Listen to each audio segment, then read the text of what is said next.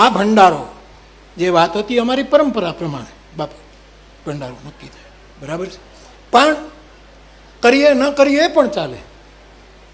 અને ત્યાગની બહુ મોટી વાત હું નથી કહેતો, પણ આખા ભંડારામાંથી સાવિત્રીમાં પ્રભુદાસ બાપુ હરિયાણી હટી જાય છે અને આખો ભંડારો 200 લોકો મૃત્યા એને હું અર્પણ કરી દઉં. આ ભંડારો અમારો જે મારા ગુજરાતના, મારા દેશના 299 એના માટે આ ભંડારો છે. અમે આમાંથી હટી જઈએ છીએ, આ અમારો ભંડારો નથી. અને હે પ્રભુ, એ દિવંગતને સાંત્વના આપજો, એના પરિવારને હિંમત આપજો. આખો ભંડારો હું મારા બધા સાધુ સંતોની સાથે હું એને સમર્પિત કર્યું કે 290 એનો આ ભંડારો છે.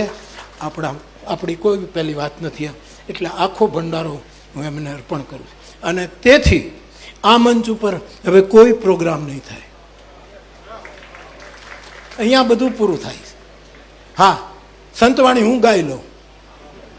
સંતવાણી એટલે રામ સ્મરણ, ભગવાનનું કીર્તન કરાવી દઉં. પણ એક વિનંતી બાપ, કે આપ બધા આ 290 જણાનો ભંડારો છે, અથવા તો જેટલા હોય એ ભંડારાનો બધા પ્રસાદ લઈને જાજો. આમાં કોઈ ઉત્સવ રાખવો નથી, કોઈ હાર્મોનિયમ પે. એટલે મેં શોભાયાત્રા કેન્સલ કરી બાપુ, કે નહીં, આ નહીં શોભે. અમારે તો શોક હોય જ નહીં, અમારે તો મૃત્યુ મહોત્સવ હોય. પણ 290 એનો તો શોક ગુજરાતને છે, સંસારને છે, આખી દુનિયા સ્તબ્ધ છે. એના પરિવારજનો તો 12મું 13મું 14મું બધું કરશે, પણ એ કરે એના પહેલા બાવો કરી નાખે. આખો ભંડારો એને નામ જાય છે. અમે આ બધા જ હટી જઈએ છીએ. એટલા માટે આખો ભંડારો હું એમના ચરણોમાં, દિવંગતોના ચરણોમાં સમર્પિત કરું છું.